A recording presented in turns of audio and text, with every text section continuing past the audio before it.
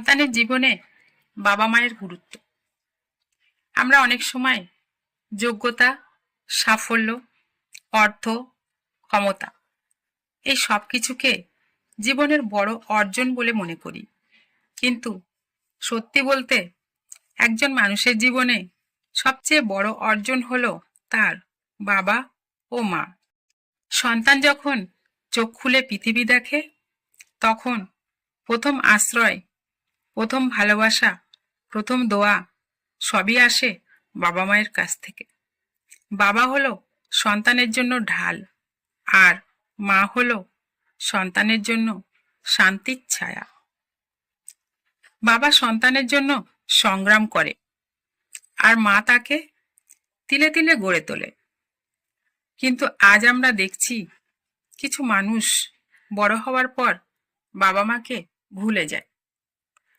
ক্ষমতা, ব্যস্ততা, দুনিয়ার ঝলক সবকিছুর ভিড়ে কখনো কখনো সেই দুজন মানুষকে তারা উপেক্ষা করে, ভুলে যায় তাদের চোখে সন্তানই হলো শান্তির নীড়।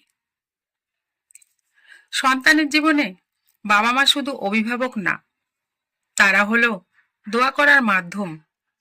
বাবা মার দোয়ায় থাকে এমন এক শক্তি, যেটা না চোখে দেখা যায়, না হাতে ধরা যায়, তবুও সেই দোয়া পাহাড় সরিয়ে দিতে পারে, ভাগ্য পরিবর্তন করে দিতে পারে।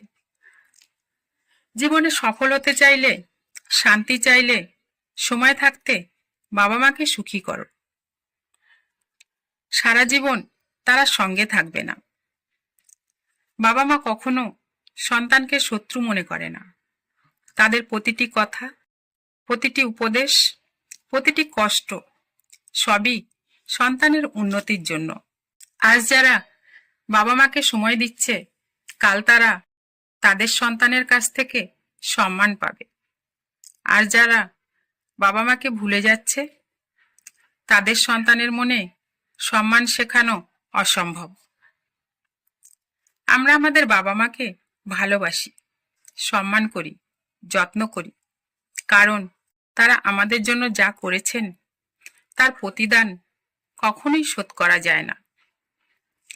বাবা মায়ের বয়সকালে আমরা তাদের শেষ দিনগুলো সুখে কাটাতে সাধ্যমতো সাহায্য করতে পারি।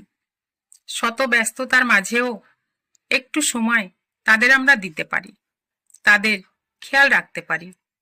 এটা প্রতিটি সন্তানের জীবনের সবচেয়ে বড় দায়িত্ব ও কর্তব্য। আল্লাহ আমাদের সবাইকে বাবা মার সম্মান রক্ষা করার তৌফিক দান করুন।